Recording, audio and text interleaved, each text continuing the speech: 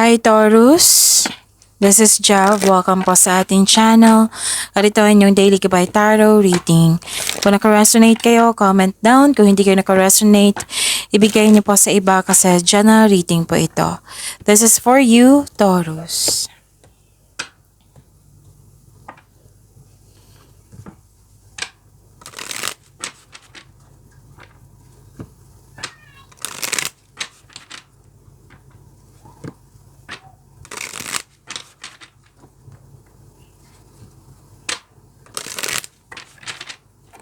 Para po ito sa inyo, Taurus.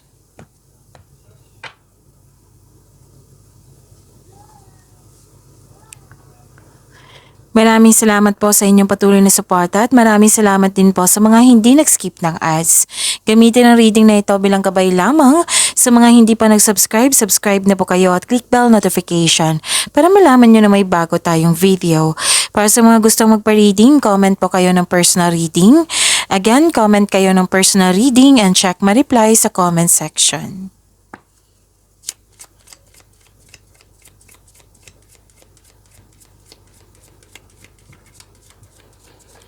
Mga ganap po para kay Taurus, I need 3 cards po.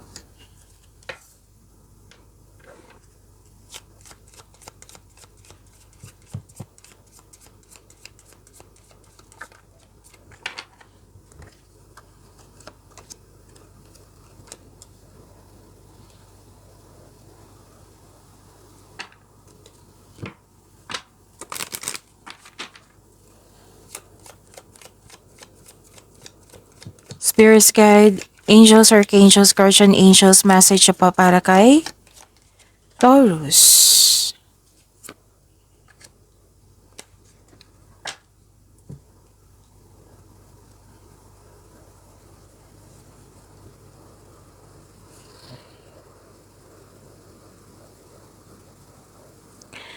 Taurus, stop overthinking kasi nakaka-drain ito ng energy.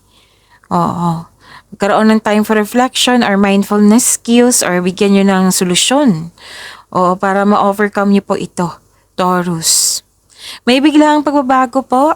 Oo, maging handa. Be ready. May nasikaso kayo sa malaking building or nakaschedule na. May concern kayo sa mataas ang ego, mahirap kausap. Pwedeng gusto nyo mapag-isa para makapag-isip, makapagpahinga at magpagaling. At may separation ako nakikita dito. Pwedeng literal na separation. Pwedeng end of contract, closure, tumiwalag, umalis, umuwi. You put limitation or boundaries. Pwede din separation of responsibilities ito. Or kailangan lumayo for long distance relationship kasi for the future. Okay? So may na-hire dito as katiwala. Pwede din may bago kayong gamit dyan or pet na nagbigay ng pampers sa'yo. Pwede din may bago kayong kasamahan dyan na magaan ang loob mo sa kanya. Pwede din yung matalik mong kaibigan or malapit sa inyong puso na nagbigay ito ng loyalty and support sa'yo. 3232 spiritual expansion. Your spiritual journey is expanding. Embrace the learning and growth ahead. 3737 inner harmony. Seek inner harmony and balance. Your inner world reflects in your outer reality.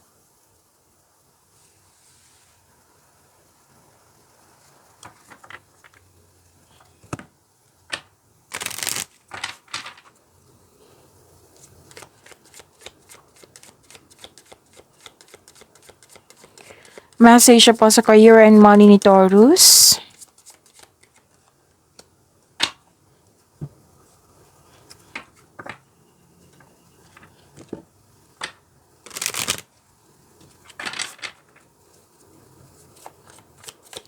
Message po sa love life ni Taurus.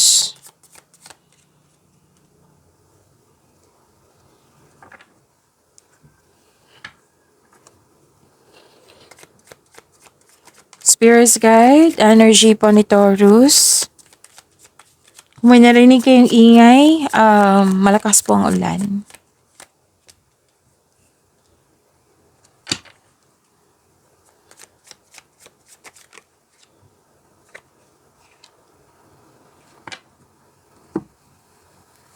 Kung may narinig kayo or may nakita kayong repeating message, meaning to say, pinupush ng cards nyo yan. Like for example, Taurus, nanood kayo ngayon ng May 22 at May 23 na video reading nyo. Tapos may napansin kayo na repeating message. Yan po yung pinupush ng cards nyo na kailangan nyo bigyan ng atensyon, solusyon, at aksyon kung maaari po. So ano yung energy ni Taurus?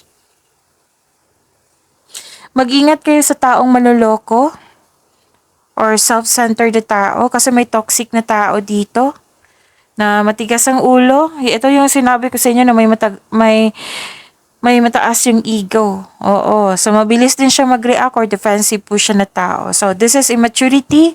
So, mag-ingat. Pwede din na naapektuhan kayo sa kanyang ginagawa or sa kanyang mga binitawang salita. Okay? Kasi may nakita kong weakness dito.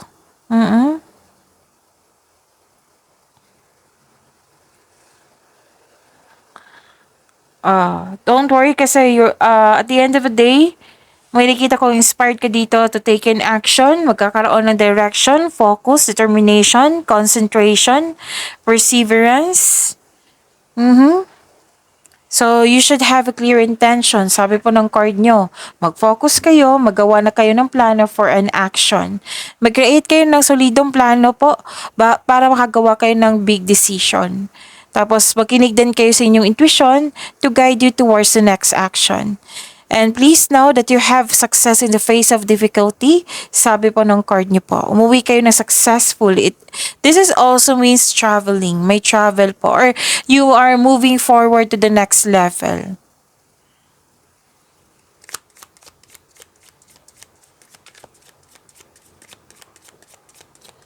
Career and money po ni Taurus.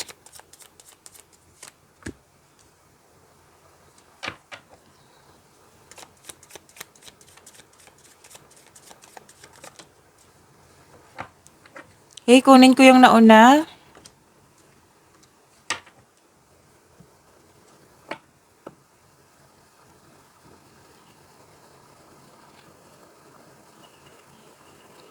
Okay, so lumabas pa rin. Nagkaroon ng conflict or argument.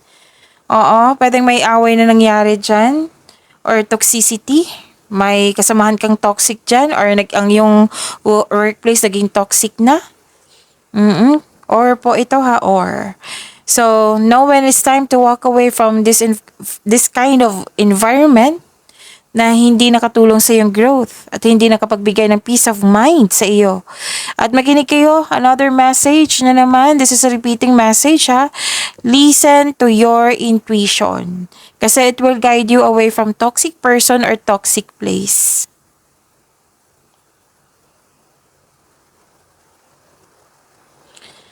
At nakikita ko dito na nagkaroon po ng... Okay, so nakikita nilang magaling ka na leader, Taurus. Oo. At kitang-kita ko dito, stable ka na sa napili mong career at financial stability. Oo, kitang-kita ko dito. You're moving into a relationship flow sa work. Nagsiset ka din ng boundaries or guarded ka. Kahit concern ka sa ibang tao, guarded ka rin at the same time. So the message is public face, follow your heart, become who you want to be, earn a reputation. It's okay to be yourself.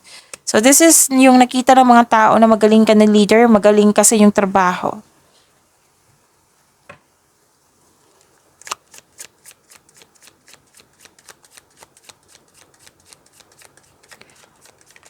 Love life, self-love, partnership, and romance ni Taurus.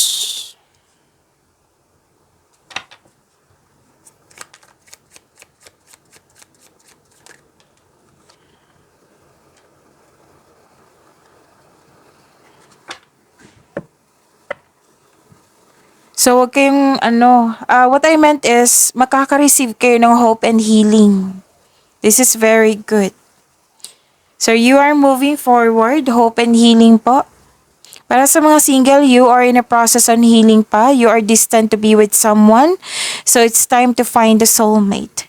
Para sa mga relasyon sa buhay mag-asawa, the couple felt calm and harmonious sa relasyon nyo ngayon. So may pag-asa kang madama maging positibo at gumawa ng paraan. So this card offers hope and guidance. Kung nahihirapan ka ngayon, have faith that your luck is about to change for the better. Okay? So wag mawala ng pag-asa. All your dreams are coming true.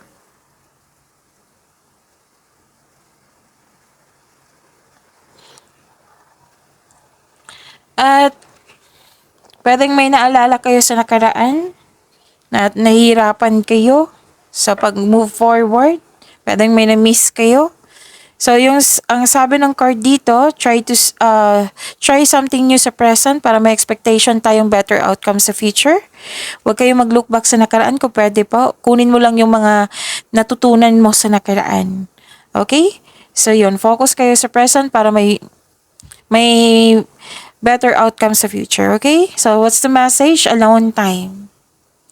Ito yung sinabi ko sa inyo kanina na magkaroon ng isolation, pahinga, mapag-isa.